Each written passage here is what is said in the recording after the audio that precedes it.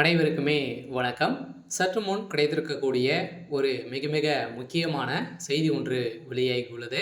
சற்று முன் ஸ்டாலினை கைது செய்ய ஜனாதிபதி போட்ட அதிரடி உத்தரவு, தமிழகத்தில் போலீஸ் குவிப்பு, இது மாதிரி செய்திகள் வெளியாயிருக்கு.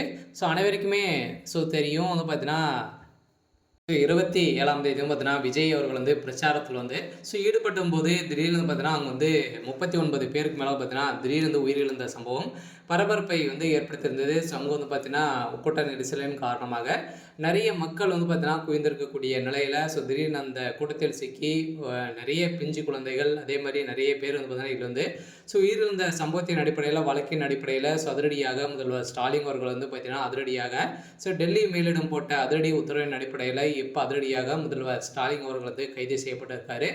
இப்போ தமிழகத்தில் நடத்தக்கூடிய ஆட்சிகள் பார்த்தீங்கன்னா சரியில்லை அப்படின்ற மாதிரி ஸ்டாலின் ஆட்சிக்கு எதிராக மக்கள் பார்த்தீங்கன்னா போராட்டத்தில் கரூரில் ஏற்பட்டிருக்காங்க.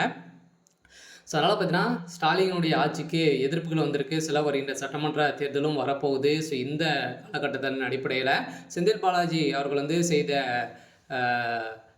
கூட்டு சதியால் பார்த்தீங்கன்னா இப்போ அதிரடியாக திமுகவுடைய தலைமையகம் ஒரு பலமான ஒரு அடி தான் பார்த்தீங்கன்னா வாங்கியிருக்கு அப்படின்ட்டு சொல்லணும். ஏன் அப்படின்னு பார்த்தீங்கன்னா அனைவருக்குமே தெரியும். பார்த்தீங்கன்னா தமிழகத்தில் புதிய கட்சியாக தமிழக வெற்றி கழகம்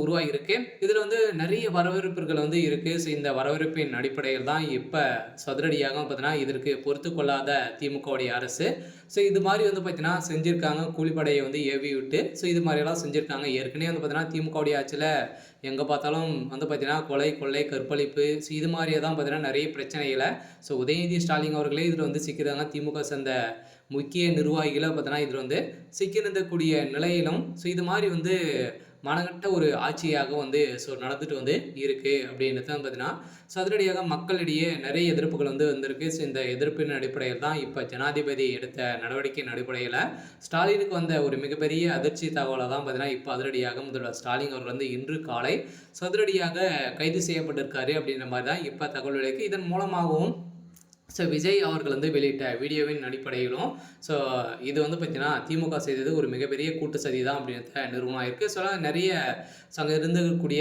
சிசிடிவி காட்சியின் மூலமாகவும் பார்த்தீங்கன்னா நிறைய வீடியோ வெளியாகிருக்கு. இந்த வீடியோவின் அடிப்படையில் திமுகவுடைய நிர்வாகிகள் பார்த்தீங்கன்னா இறக்கி இது மாதிரி செருப்படித்தும் இது மாதிரி கற்களை எரிந்தும் பார்த்தீங்கன்னா இது மாதிரி நிறைய சேதங்களை பண்ணியிருக்காங்க.